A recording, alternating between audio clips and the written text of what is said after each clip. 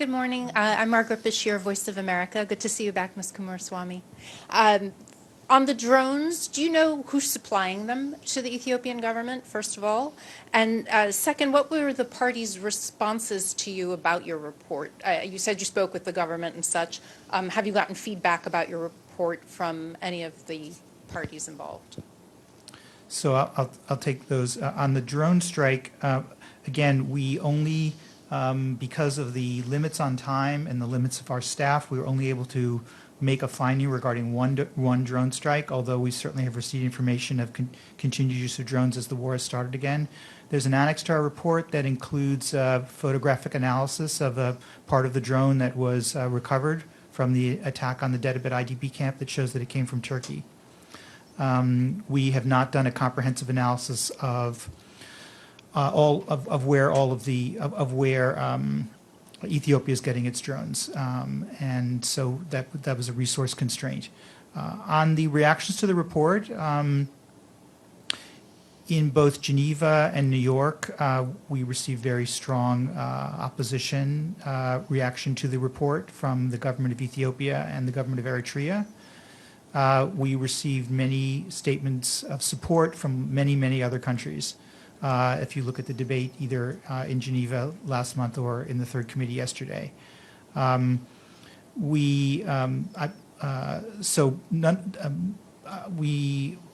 can't say we were particularly surprised that the Ethiopian government would find our report something that they didn't want to see. And so this didn't really surprise us, but they did certainly issue a very strong statement yesterday, as did Eritrea. And on the no access beyond Addis Ababa, what was the reason they gave you for that? Well, we had these discussions in Addis in July. They had invited us to discuss what they called modalities of cooperation.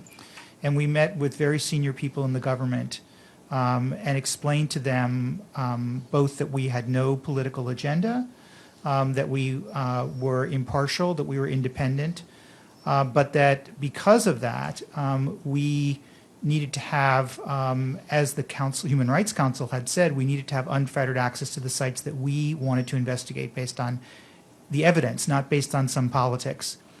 And I think it's safe to say the Ethiopian side listened and engaged and asked us a lot of questions.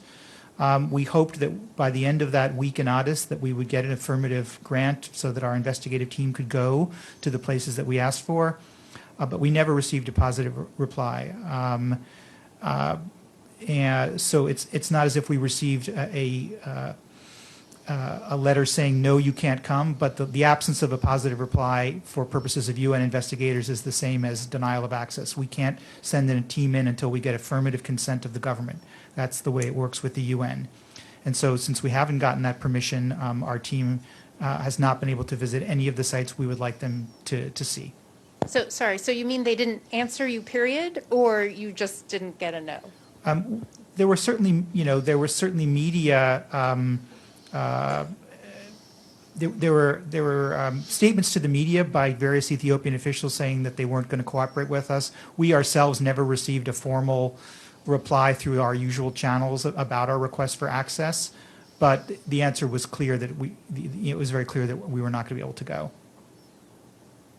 I would just add, we very much want to continue to discuss this issue of access with the government. We are not giving up. We would like our team to go. As my co-commissioner said, there are many ways to investigate without having access, but we'd like to continue to discuss this to gain their confidence, to know that we have no agenda against them, that we will be investigating alleged violations by all sides. And we hope that, and we would do that were our team given access to the country.